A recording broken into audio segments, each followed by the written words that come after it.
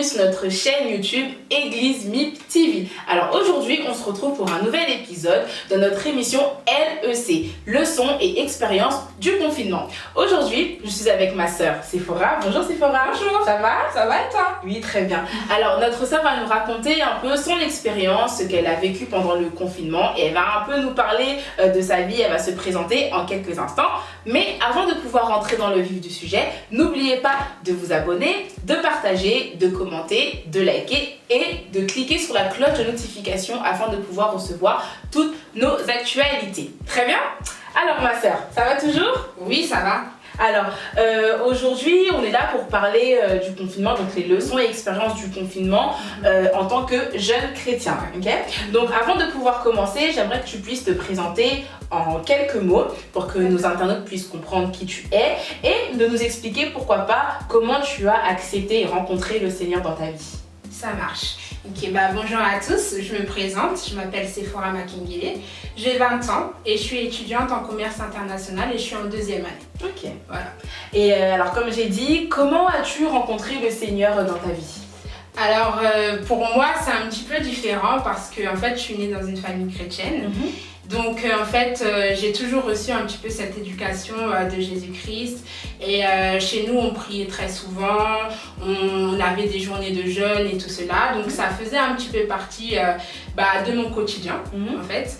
Et en fait, je suis aussi, j'ai grandi à l'église, si on peut dire. Et en fait, lorsque j'étais petite, c'est vrai qu'on m'inculquait un petit peu les choses de Dieu, mais je les comprenais pas vraiment. D'accord. Voilà, dans le sens où en fait j'allais à l'église parce que mes parents me demandaient, c'était la volonté de mes parents, voilà. Ok, d'accord. Et je comprenais pas la réelle, je comprenais pas pourquoi il fallait aller à l'église. Donc en fait, toi, tu partais à l'église, comme on dit, il faut aller à l'école. Donc comme il faut aller à l'école tous les jours de la semaine, et le dimanche aussi, il faut aller à l'église. C'est ça. Mais je trouvais quand même du plaisir à aller à l'église parce que je rencontrais mes amis de l'église et tout cela.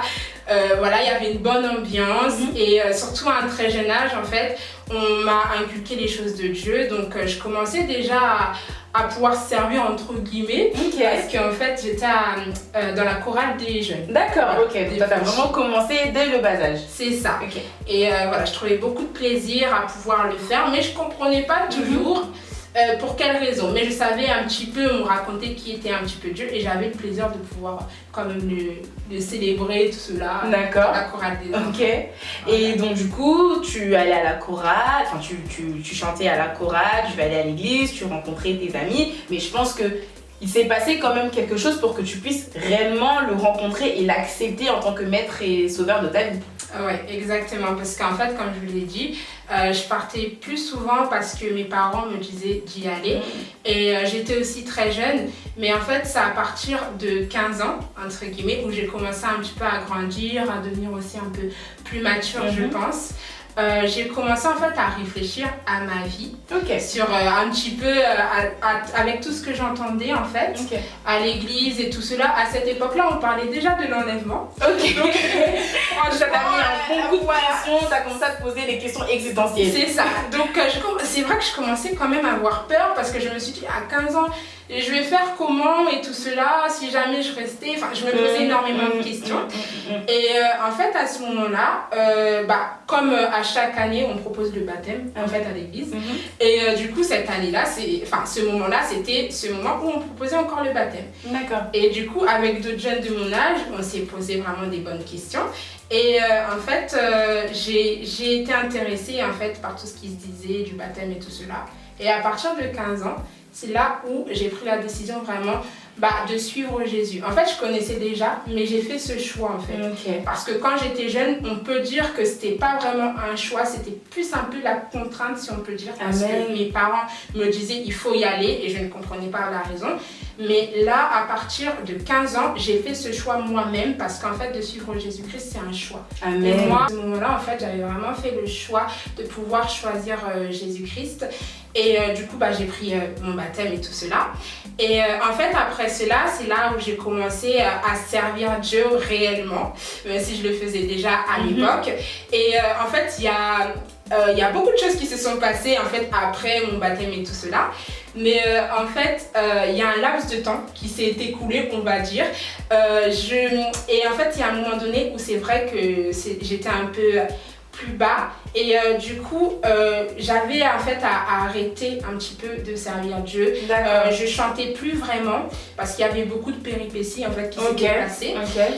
Et du coup, après, on va dire un laps de temps, c'est là où j'ai un peu repris un petit peu les affaires de Dieu. Et du coup, j'ai commencé à servir Dieu en tant que chante. J'ai repris un petit peu voilà, ce que je faisais. Et plus encore, en fait, j'ai commencé en fait à enseigner aussi les enfants à l'école du dimanche. Amen. Parce qu'en fait, je participais moi-même à l'école du dimanche. Bah oui, à l'époque. Et en fait, pour moi, c'était vraiment un moment vraiment où je m'amusais, où aussi j'apprenais de Dieu. Et c'est ça que moi, je voulais retransmettre en fait à ces enfants-là. De savoir que oui, vous êtes chrétiens, on apprend de Dieu, mais vous pouvez aussi vous amuser en apprenant Jésus-Christ. Et voilà. Ok, d'accord. Moi, il y a quelque chose que j'ai bien aimé dans ce que tu as dit. Tu as dit que accepter Jésus-Christ dans sa vie, c'est un choix. Parce que toi, tu partais quand même à l'église. Tu allais à l'église, tu servais même à l'église, à la chorale, etc. Tu étais investi. Mais en réalité, tu n'avais pas encore fait ce choix-là de pouvoir l'accepter dans ta vie. Parce que accepter Jésus-Christ dans sa vie, c'est vraiment faire le choix et prendre la décision, une décision qui vient de son cœur. Et il y a beaucoup de personnes aujourd'hui qui se disent enfants de Dieu, qui se disent chrétiens ou quoi que ce soit, mais qui en réalité n'ont pas accepté Jésus-Christ dans leur vie. Accepter Jésus, ce n'est pas seulement aller à l'église tous les dimanches ou aller à l'église le mardi, le mercredi, participer aux réunions de prière. Accepter Jésus-Christ dans sa vie, c'est vraiment un état d'esprit, c'est vraiment une décision qu'on prend de pouvoir le suivre sans intérêt ou non par habitude ou quoi que ce soit. Ok, donc je suppose que jusqu'à présent tu sers toujours Christ. Oui, en effet, je sers toujours le Seigneur. Je continue toujours. En fait, et même encore aller plus loin. Je cherche encore à aller plus loin. Amen. Alors, jusqu'à ce jour, on nous dit le confinement. Donc, on entend parler de la maladie, le coronavirus, etc. Alors, parle-nous un peu de comment tu as appréhendé la chose, ta rencontre en fait avec le confinement, entre guillemets. Oui, en fait, pour moi, c'est vrai que j'ai pas vraiment compris en fait tout ce qui s'est passé parce que je suis une personne qui vit un peu au jour le jour. Donc, j'ai vu tout ce qui se passait, mais j'étais là, il y a ça qui se passe, d'accord. Et en fait, ça commençait un peu crescendo et en fait moi j'étais pas vraiment dans la peur dans le sens où à ce moment-là j'avais déjà une certaine on va dire relation avec le Seigneur donc j'essayais vraiment en fait de mettre en pratique ma foi et de pas me laisser aller à tout ce que j'entendais. J'avais des moments de doute, c'est vrai, mais c'était le moment où je pratiquais vraiment ma foi. Donc du coup en fait à l'école, quand je partais à l'école, tout le monde commençait déjà à paniquer, Corona, tout cela. Et même mes amis me disaient, mais toi, Sephora, t'es trop innocente, toi, quand le Corona va t'attraper, tout cela. Et en fait, il y a même une de mes amies qui m'a dit, oui, tu verras quand tu iras en soins intensifs, voilà, tu verras que c'est vraiment vrai et tout. Moi, j'ai dit sans effet, franchement, j'ai pris autorité. Faut refuser toutes ces mauvaises paroles. En tout cas, franchement, sur le coup, j'ai vraiment pas eu honte de prendre l'autorité. Et en fait, voilà, j'en rigolais un petit peu parce que moi, je gardais vraiment ma foi parce que moi, je leur disais que non, moi, j'ai pas peur de ça parce que c'est le Seigneur qui me protège. Amen. Donc voilà, je marchais vraiment avec cette conviction-là. Et en fait, tout est monté crescendo. Après, j'ai eu un appel de ces copines-là qui m'ont dit en fait, les écoles, elles sont fermées, tout cela. Donc bon, à ce moment-là, c'est vrai que c'était la fête. C'était la fête parce que nous, on est étudiants. Franchement, c'est difficile. Les études, elles étaient très difficiles et tout cela. Donc pour nous, on s'est dit, ça y est, on va plus retourner à l'école. C'était vraiment une sorte de joie. Et en fait, à partir de cela, c'est là, après on a dit c'était d'abord les écoles et après on a vraiment dit le confinement, vraiment vous sortez plus et tout cela. Et en fait, avant cela, quand ils ont annoncé le confinement, au moment du confinement, au début du confinement, ce qui se passait, c'est qu'en fait, moi, j'étais un petit peu seule parce que mes parents, ils étaient en déplacement. D'accord. Et du coup, ma soeur, elle travaillait beaucoup, donc j'étais vraiment un petit peu seule, je me sentais seule, c'est vrai.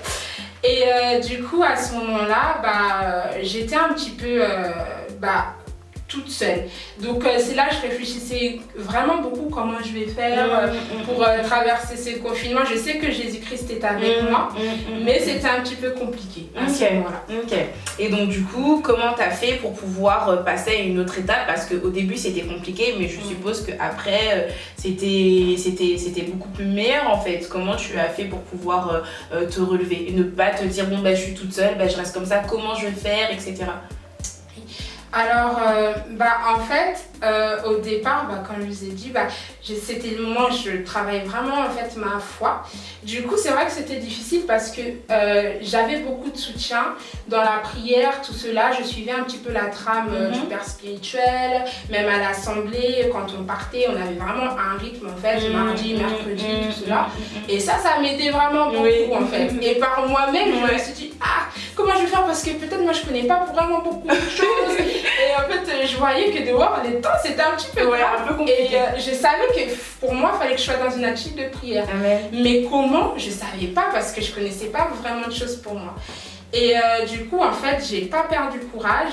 J'ai commencé quand même à prier par moi-même, quand même. Et en fait, il y a quelque chose qui s'est passé qui était vraiment bien vraiment pour moi. Donc là, on est déjà dans le confinement, c'est ça? Donc là, c'est ton expérience dans le confinement.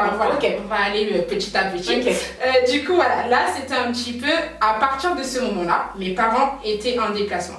J'étais donc seule, je cherchais ma solution, mais je ne perdais pas courage. Je commençais avec moi-même ma petite foi. Avec le peu que tu as. Voilà, ma petite foi, je priais quand même de temps en temps. Et en fait, à partir de ce moment-là, j'ai reçu en fait un message d'une de mes sœurs, de mon âge, un peu la même génération que cela. Et en fait, elle nous a proposé, puisqu'on avait un groupe de la jeunesse, mais il était un peu en temps mort.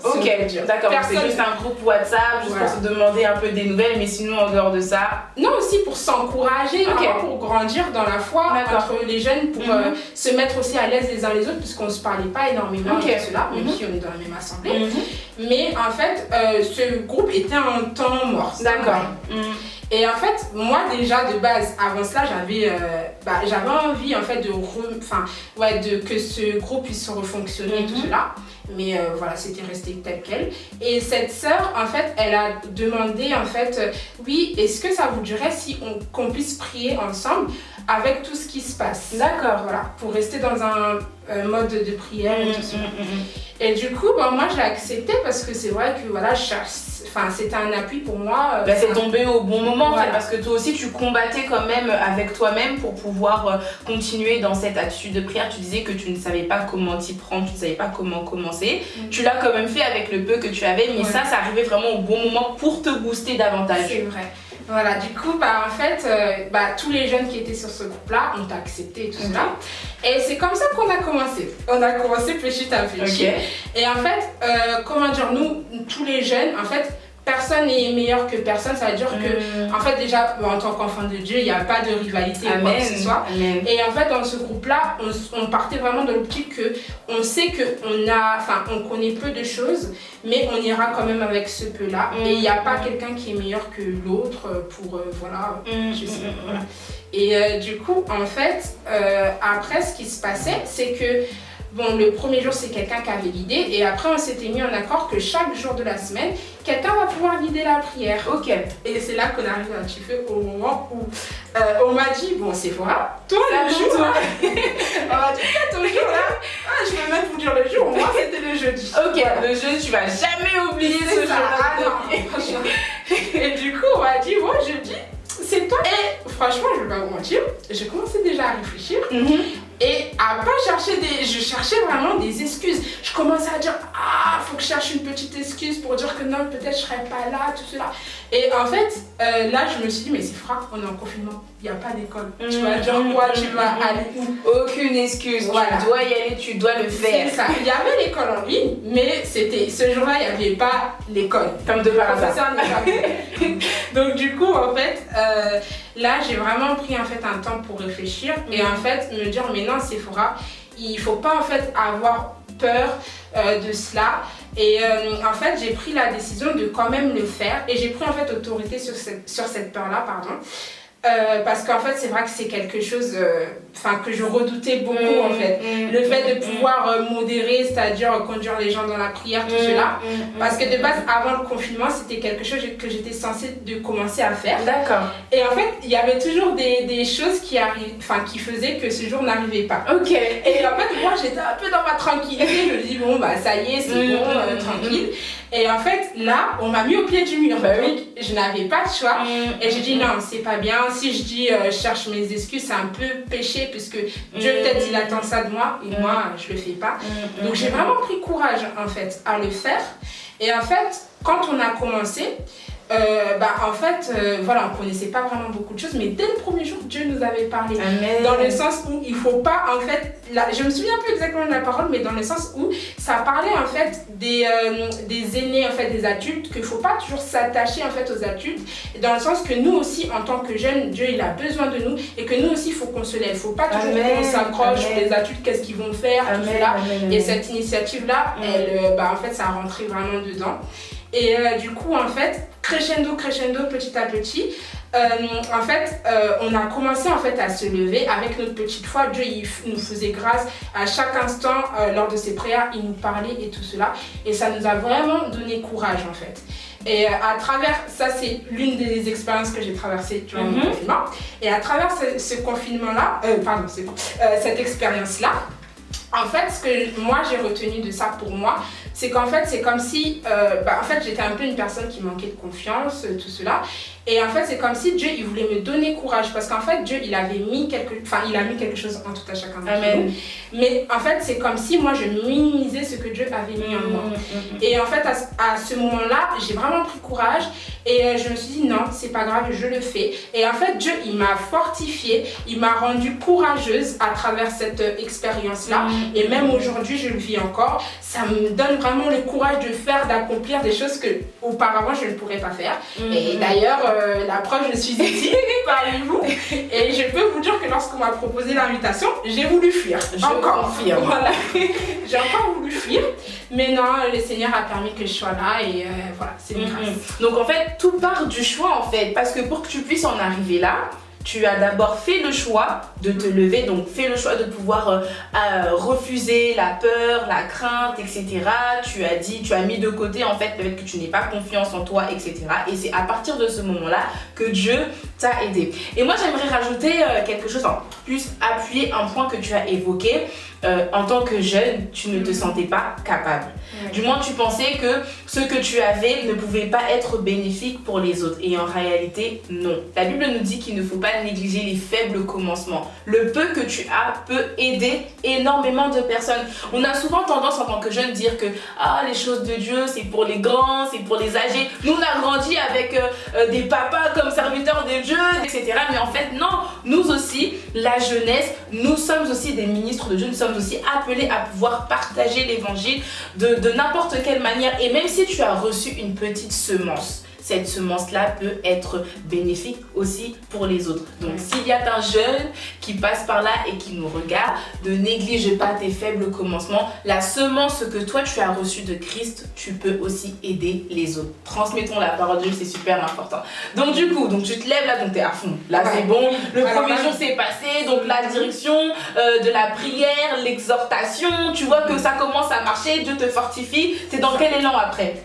Après, en fait, c'est vrai que je continue toujours à pouvoir le faire parce qu'on a continué en fait. Amen. Et j'ai oublié en fait de rajouter quelque chose, excusez-moi. C'est qu'en fait à ce moment-là, il n'y avait pas non plus de chaîne, de ligne téléphonique avec notre assemblée. Donc c'est-à-dire qu'il n'y avait personne qui avait pris d'initiative. On se retrouvait vraiment seul. Et en fait voilà, bon aujourd'hui on en a une. Voilà, par la grâce de Dieu, mais à ce moment-là, il n'y en avait pas, donc c'était très compliqué. Et en fait, là, aujourd'hui, je continue, voilà, comme je l'ai dit, à pouvoir conduire, on a toujours ce groupe, en fait. Et en fait, c'est vrai qu'à chaque fois que c'est mon tour, c'est toujours un peu de stress, parce que on s'habitue, mais... Tu combats encore un petit peu avec toi-même, en fait. C'est ça, on apprend toujours, c'est pas facile. Mais en fait, là, on va un peu partir sur ma deuxième expérience, vous allez tout comprendre. C'est qu'en fait, à chaque fois que je faisais moi ces moments-là, en fait, j'ai demandé au Saint-Esprit de pouvoir m'accompagner. Amen. Parce qu'en fait, c'est lui qui est mon guide, c'est lui qui m'accompagne dans toutes choses. Et c'est vrai qu'à ces moments-là, à chaque fois, je demandais Saint-Esprit, aide-moi, parce que moi, il faut savoir aussi, vous allez savoir beaucoup de choses sur moi, mais c'est le but en même temps. Voilà. Mais il faut savoir aussi que je n'étais pas une personne qui méditait énormément. D'accord. Voilà, j'avais une certaine relation avec Dieu, mais étant donné que j'étais étudiante, voilà, on sortait beaucoup d'excuses. École, travail, tout cela, complications. Mais moi, je reconnais que je ne méditais pas énormément la parole. Et en fait, ce moment de confinement m'a aidé à plus le faire. Et lorsqu'on m'a dit, oui, tu dois passer, tu vas commencer à conduire les gens. Voilà. Et oui, on exhorte aussi, du coup. Et en fait, ça m'a amené à plus aussi relire la parole. Et en fait, voilà, je demandais au Saint-Esprit de toujours m'accompagner. Qu'est-ce que tu veux que je dise? C'est quoi le verset pour aujourd'hui? Et tout cela. Et en fait, c'est là où on va un peu aller sur l'autre sujet. C'est que, en fait, voilà, pendant ce confinement, j'ai expérimenté encore plus davantage le Saint-Esprit. Amen. Dans le sens où c'est vrai que j'étais enfant de Dieu, donc le Saint-Esprit était quand même là, mais comment dire, en fait, le Saint-Esprit, il était quand même là, mais comme je ne le sollicitais pas, parce qu'en fait, le Saint-Esprit, c'est notre ami. Le Saint-Esprit, c'est une personne. Et pourquoi c'est une personne? Parce que tout simplement, en fait, comme toute personne, il a des émotions. Parce que lorsque on ne s'intéresse pas à lui, ça l'attriste. Il nous parle énormément, comme toute personne. C'est vraiment une personne, en fait. Et en fait, moi, à ce moment-là, avant, j'entendais souvent que oui, j'entendais tout ça, que oui, le Saint-Esprit, faut le solliciter, c'est notre ami, tout cela, faut lui parler. Mais en vérité, je ne pratiquais pas. Tu n'avais pas encore expérimenté vraiment cette relation intime avec le Saint-Esprit. C'est ça. Je ne le faisais pas, c'est-à-dire que quand on est un peu quand on a beaucoup de choses à faire, on est un peu pressé, même si on disait que oui, chaque matin, il faut dire bonjour au Saint-Esprit, t'es pressé, moi tu fais pas et tout cela. Donc moi, je le pratiquais pas vraiment. Et pourtant, je le savais. Et en fait, le Saint-Esprit était quand même là. Mais comme c'est un ami, vous voyez, quand par exemple ton ami tu le calcules pas, lui aussi il ne calcule pas. Donc en fait lui le Saint-Esprit il était toujours là, mais comme je le sollicitais pas, il pouvait pas, par exemple, je sais pas, il va pas venir vers moi pour me dire ah là Sephora tu vas sortir, attention, il y a un petit danger. Et voilà, et en fait ce confinement m'a poussé à expérimenter encore plus le Saint-Esprit. Amen. Parce que pendant ce confinement-là, j'avais beaucoup... en fait, je commençais à grandir. Je le sentais même en moi, que je commençais un petit peu à aller de l'avant. Et en fait, le Saint-Esprit m'a beaucoup aidée. Et c'est-à-dire que j'avais même des petits combats, tout cela, c'était très compliqué pour moi parce que je commençais un peu à... j'étais déjà enfant de Dieu, mais là, c'était une autre dimension. Oui, là, c'était vraiment ta propre expérience, c'est vraiment ton histoire avec Christ. Et si je comprends bien, en fait, depuis le début du confinement, je pense que le Saint-Esprit voulait vraiment avoir cette intimité avec toi parce que, rappelle-toi, tu as commencé le confinement seule. C'est vrai. Tu étais toute seule, les parents n'étaient pas là, ta soeur était souvent au travail, etc. Donc, à partir de ce moment-là, je pense qu'il voulait vraiment ne plus te lâcher aussi à toi. Voilà. Et du coup, en fait, j'ai expérimenté le Saint-Esprit dans le sens où je commençais vraiment à m'appuyer sur lui. Pendant les petits moments où en fait j'avais des petits combats, tout cela, c'était difficile, je comprends. Oui, c'était un peu difficile pour moi parce que, on va dire, je commençais vraiment à grandir et ça a changé, en fait, la dimension avait changé. Et du coup, en fait, ils m'ont révélé des choses et franchement, c'était trop incroyable parce qu'ils me révélaient vraiment des choses que je savais même pas qu'il était... je savais, mais je l'ai senti. Mais là, c'est l'expérience, c'est vraiment l'expérience avec le Saint-Esprit. C'est ça, donc j'ai vraiment trouvé ça vraiment trop cool parce qu'ils montraient des choses même cachées. J'avais vu là, les gens là, montraient des choses et tout cela. Donc vraiment, c'était vraiment une bonne expérience pour moi et je voulais la partager aujourd'hui. Parce que en fait, le Saint-Esprit, quand j'ai commencé à le développer, là je commençais même à lui parler, à appliquer en fait ce qu'on me disait, à lui parler comme mon ami, tout cela. Et même pendant le confinement, en fait je me suis découvert un talent de pâtissière. Du coup voilà, je commençais un petit peu à faire de la pâtisserie et tout cela. Et Et en fait, même dans les choses simples, il faut savoir que tu peux parler au Saint-Esprit. Amen. Et moi, en fait, je faisais mes gâteaux et parfois, je me disais, est-ce que ça va être bon? Et je disais, cher Saint-Esprit, aide-moi à faire mes gâteaux, tout ça. Et il m'aidait et c'était toujours trop bon. Tout le monde mangeait bien et ça me faisait vraiment plaisir et tout cela. Et il m'aidait aussi même à arranger des caractères en moi que j'arrivais pas vraiment à travailler. Comme par exemple, faire un peu la vaisselle. C'est vrai que bon, j'avoue que j'avais du mal dans les tâches ménagères. C'est quelque chose qu'on me reprochait un peu beaucoup. Et j'avais la volonté, mais j'arrivais pas. J'étais vraiment un peu feignante de ce côté-là. Et du coup, c'est un péché parce qu'on dit que si tu peux faire quelque chose et tu le fais pas, c'est un péché. Et moi, je commençais à servir Dieu, mais il y a des choses à la maison que je ne faisais pas, on me reprochait. Donc ça n'allait pas. Donc, et quand en fait j'ai amélioré ma relation avec le Saint-Esprit, il me donnait même envie. En fait, il me donnait il me donnait le plaisir de nettoyer. Et c'était vraiment incroyable parce que j'aimais pas faire ça. Mais sans te couper, mais c'est quelque part, c'est parce que tu lui as laissé la place totale en fait. Oui. Non seulement tu l'as vraiment considéré comme ton ami, mais tu as aussi accepté qu'il puisse vivre en toi et prendre la première place. Donc ça veut dire que tu ne te laisses pas diriger par tes sentiments, tu ne fais pas ce que toi tu veux faire, mais ce que le Saint-Esprit veut que tu puisses faire. Et je pense que c'est ça aussi, des fois, qui te pousse à faire des choses, tu te dis, mais c'est moi vraiment et tout, c'est moi, j'ai fait ça. C'est vraiment, je pense que c'est le Saint-Esprit en fait qui a pris toute la place et toi tu ne contrôles plus rien. Et ce que je comprends donc, à travers ce confinement, tu as réellement expérimenté ta relation avec le Saint-Esprit. Alors, c'est quelque chose de très fort et j'en suis sûre qu'il y a des personnes aussi qui désirent avoir la même expérience que toi. Alors, si tu devrais dire quelque chose vraiment par rapport à ta rencontre avec le Saint-Esprit, si tu peux nous parler un petit peu de cette personne, si tu peux nous donner ce petit conseil-là, nous pousser vraiment à nous appuyer sur le Saint-Esprit. Je vais te laisser t'adresser à la caméra et apporter ce petit conseil-là. Le conseil que moi je peux vous donner en fait par rapport à mon expérience que j'ai un petit peu vécue, déjà je voulais vous inviter vraiment à pouvoir en fait rechercher cette relation avec le Saint-Esprit parce que c'est vraiment un ami. Il se peut que peut-être vous vous sentez seul, peut-être qu'il y en a qui cherchent des amis. Moi je sais que dans ma vie j'ai cherché un ami qui pourrait me comprendre et tout cela et m'aimer tel que moi je suis. Amen. Et en fait j'ai tellement cherché et j'ai eu des amis, mais le véritable ami que j'ai vraiment eu, c'est vraiment Jésus-Christ. Amen. Parce qu'il m'a vraiment en fait toujours guidée, il était toujours avec moi. Et en fait, même lorsque moi je relâchais un petit peu, voilà, c'est vrai que moi aussi, par mon attitude, je l'ai attristé parce que, comme je vous l'ai dit, hein, je prenais pas en fait ce temps-là avec lui de le considérer comme un ami. Et du coup, je l'ai expérimenté et c'est ça que moi je voulais en fait vous conseiller de faire. Que vous soyez jeune, que vous soyez une grande personne, un maman ou papa, le Saint-Esprit il est pour tout le monde. Amen. Le Saint-Esprit c'est tout simplement en fait c'est Jésus-Christ. Lorsqu'il est monté en fait à la droite du Père, il nous a envoyé le Saint-Esprit pour pouvoir nous guider, pour pouvoir être avec nous. Et c'est pourquoi je veux vraiment vous encourager à pouvoir chercher réellement le Saint-Esprit comme un ami. Parce que c'est vrai qu'on entend vraiment tout le temps, on entend, je pense que vous aussi peut-être vous l'avez entendu, on entend oui à l'église, oui il faut parler au Saint-Esprit, tout cela, mais pratiquez-le vraiment. Lorsque vous avez envie de sortir, comme par exemple les jeunes, lorsque nous on sort, on prévient nos parents.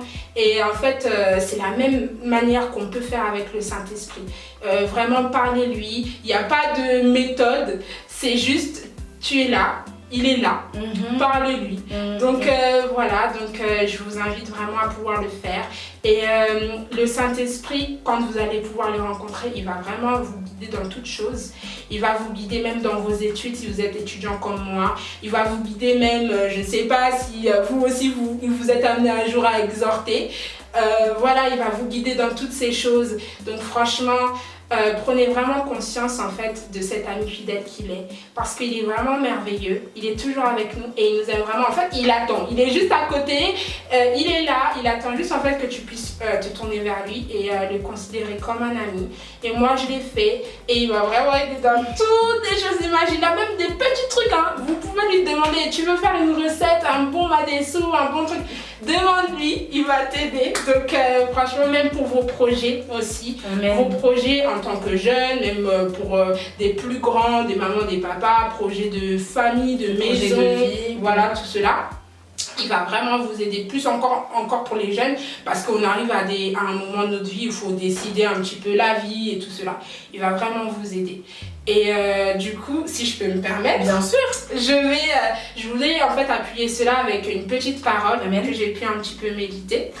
Et du coup, c'est dans Romains 12, verset 2, qui dit « Ne vous conformez pas au monde actuel, mais soyez transformés par le renouvellement de l'intelligence, afin de discerner quelle est la volonté de Dieu, ce qui est bon, agréable et parfait. » Et en fait, pourquoi en fait je voulais vous amener cela? Parce que en fait, quand on dit ne vous conformez pas au monde actuel, le monde actuel, c'est quoi? C'est le monde dans lequel on vit. C'est le monde actuel. Là, par exemple, actualité, il y a le coronavirus. Voilà, c'est un peu tout cela, les ambiances du monde, de tout cela. Et moi, je vous invite vraiment à ne pas vous conformer à tout cela, mais plutôt en fait, aller vers Jésus-Christ. Ici, quand on parle de l'intelligence c'est qui? C'est le Saint-Esprit. Donc, il va vraiment vous aider, même à l'école, dans votre intelligence, dans tout cela, parce que c'est lui qui est sagesse et tout cela. Donc, voilà, c'est le conseil que je pourrais donner à mes frères et sœurs. Amen, merci beaucoup pour ce conseil. Alors moi j'ai juste une petite question par rapport au verset que tu viens de lire et par rapport à ce conseil que tu viens d'apporter. La Bible nous dit qu'il ne faut pas nous conformer au siècle présent. Comme tu l'as dit aussi, tu nous invites à ne pas nous appuyer sur les choses de ce monde, etc. Mais comment le faire? Comment ne pas se conformer au siècle présent? Bah tout simplement en fait en s'attachant à Jésus-Christ. C'est-à-dire qu'en fait, à partir du moment où vous allez vraiment remettre votre vie entre les mains du Seigneur Jésus, en l'acceptant comme Seigneur, Sauveur et Maître, en fait, votre vie, elle va changer du tout au tout. C'est-à-dire que même avec le Saint-Esprit, c'est le Saint-Esprit qui, franchement, il change beaucoup de choses en nous, des caractères et tout cela. Et en fait, c'est vraiment en s'appuyant sur lui, sur le Seigneur Jésus, que en fait, votre vie, elle va changer et que même des habitudes que vous avez en fait un peu dans le monde, elles vont être transformées. Par exemple, moi, je sais que j'avais des habitudes en fait, et maintenant, j'y pense même plus. C'est même plus quelque chose qui est important pour moi, ou vraiment des choses vraiment où on ne pouvait pas s'en passer. Maintenant, je peux très bien m'en passer parce que j'ai rencontré Jésus-Christ et c'est lui qui m'a transformée en fait. Et voilà, donc du coup, c'est comme ça un petit peu, si vous aimez un petit peu les ambiances, c'est quand on est jeune, c'est compliqué. Mais on s'amuse aussi en tant que chrétien, on s'amuse aussi, il y a des choses à faire en tant que chrétien. C'est ça, on s'amuse aussi. Et moi, je suis la preuve vivante parce que moi, je suis une fille qui aime bien m'amuser, tout cela. Et voilà, c'est pour ça que même j'ai commencé à être enseignante pour les enfants, pour qu'ils sachent qu'on peut s'amuser en apprenant Jésus, parce que moi, je l'ai vécu. Et en fait, voilà, voilà, c'est vrai, on peut aimer les ambiances, tout ça. On ne dit pas que c'est mauvais, mais dans le sens, on peut aussi s'ambiancer dans le Seigneur Jésus-Christ. Il y a des chansons très bien adaptées. Moi, j'écoute très bien du R&B. C'est du chrétien, mais c'est du R&B. Donc voilà. Voilà. Ok, d'accord, ben merci beaucoup, ça a été très complet. Donc comme elle nous l'a dit, le Saint-Esprit, c'est notre meilleur ami. Il n'y a pas de sujet tabou en fait, il n'y a pas de barrière avec le Saint-Esprit. On peut vraiment tout lui dire, tout lui raconter dans les moindres détails, même pour les petites choses. Comme elle a dit, je veux préparer un bon madessou. Comment faire? Fais appel au Saint-Esprit et tu verras que ton madessou sera comme ça. Non, très sincèrement, le Saint-Esprit, vraiment, c'est une personne sur laquelle on peut vraiment s'appuyer. Souvent, on est là, on se dit, je ne suis pas capable de, je n'ai pas la force de, je n'ai pas la capacité de. Mais lorsqu'on fait appel au Saint-Esprit, on se rend compte qu'on commence à réaliser des choses dans ce monde qui sont extraordinaires. Il ne faut pas oublier que rien n'est impossible à Christ. Si rien n'est impossible à Christ et que nous avons Christ en nous, c'est que rien n'est impossible en nous. Donc, n'oublions vraiment pas que le Saint-Esprit est là pour nous aider. Et c'est vraiment cet ami, moi ce que j'aime, c'est que c'est un ami qui est fidèle. Donc il va jamais nous abandonner. Même si nous péchons, même si il y a des moments où nous nous éloignons aussi de la parole de Dieu, lui il reste fidèle. En tout cas c'est une notion. Merci de nous avoir rappelé cela encore aujourd'hui. Que Dieu te bénisse. Alors le confinement va bientôt se terminer. Comment envisages-tu de vivre ta vie? Est-ce que tu prends la décision de pouvoir sortir de ce confinement avec ton ami, ton meilleur compagnon, ou tu te dis, bon bah, tu étais mon ami du confinement, salut, je vais me trouver d'autres amis, etc. Comment envisages-tu vraiment de vivre? Est-ce que tu vas toujours mettre en pratique ce qu'il t'a appris? ou tu vas mettre ça de côté? En fait, moi, j'envisage de continuer avec cet ami fidèle. Amen. Parce que j'ai pas connu en fait meilleur ami que lui. Amen. Et en fait, c'est ce que j'ai vécu, c'était trop extraordinaire. Je peux pas oublier, je peux pas passer à autre chose. Faut que je continue. C'est absolument, faut que je continue. C'est vrai qu'il y aura des hauts et des bas parce qu'en tant qu'enfant de Dieu, on a des épreuves et tout cela. Mais je sais que Dieu va me faire grâce et je vais continuer et je vais aller de l'avant. Et je compte aussi très bien continuer à évoluer, à grandir aussi parce que c'est important. En tant qu'enfant de Dieu, il ne faut pas rester sur ses acquis. Amen. Mais il faut chercher à aller toujours plus loin, à atteindre la perfection. Si on peut dire, on sait qu'on ne sera jamais parfait parce qu'il n'y a que Dieu seul qui est parfait. Mais à chercher à grandir tout cela. Et si je peux me permettre encore, oui, bien sûr. Je voulais encore encourager quelqu'un à ne pas franchement rester en fait dans la crainte, dans la peur et de se minimiser surtout parce que Dieu il a mis quelque chose en tout à chacun d'entre nous. Amen. Et moi je l'ai vécu et je me suis beaucoup minimisée que non, je suis pas meilleure, enfin on n'est pas meilleur que les autres, mais dans le sens où moi je suis pas capable de faire ce que l'autre il fait, moi je suis pas capable d'être là aujourd'hui et voilà tout cela. On est capable parce que Dieu il est capable et si Dieu il est en toi, toi aussi tu es capable. Donc je voulais vraiment vous encourager à vraiment prendre courage, à vraiment prendre le dessus sur cet esprit de peur, de crainte qui vous fait douter de vous parce que vous êtes capable et ce que Dieu il a mis en vous, ça c'est grand parce que Dieu il est grand. Amen. Donc voilà. Amen. Et en plus lorsqu'on se minimise, c'est une manière de pouvoir aussi minimiser la souveraineté, la gloire de Dieu en fait. Ce Dieu qui est puissant, c'est un Dieu qui habite en nous, c'est un Dieu qui nous aide, qui nous fortifie, qui prend le contrôle total de nos vies. Et lorsqu'on se dit mais non je peux pas, etc., tu minimises en fait la personne qui est en toi, donc le Saint-Esprit, Dieu, et ça c'est une chose à ne pas faire. Donc veillons vraiment à cela. Alors, est-ce que tu as un dernier mot à rajouter ou pas du tout? Oui, en fait pour terminer, je voulais en fait, déjà premièrement chercher Dieu. C'est la première des choses que je pourrais vous dire.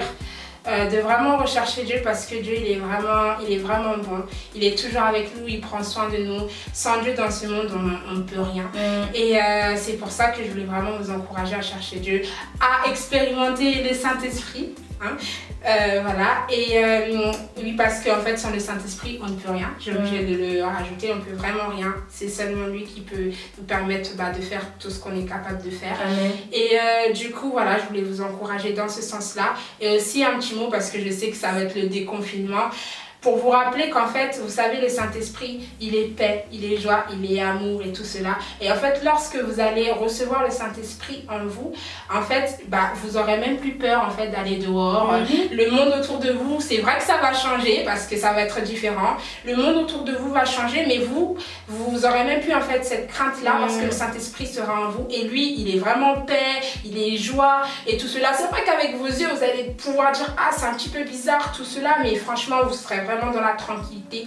Et c'est pour ça que je veux encore vous encourager à chercher le Saint-Esprit parce qu'il va vous aider aussi avec votre déconfinement. Et je sais que tout ira bien. C'est ainsi, je vous encourage pour votre déconfinement. Bon courage à tous. Et que la paix, la joie et l'amour du Seigneur Jésus-Christ soient avec vous.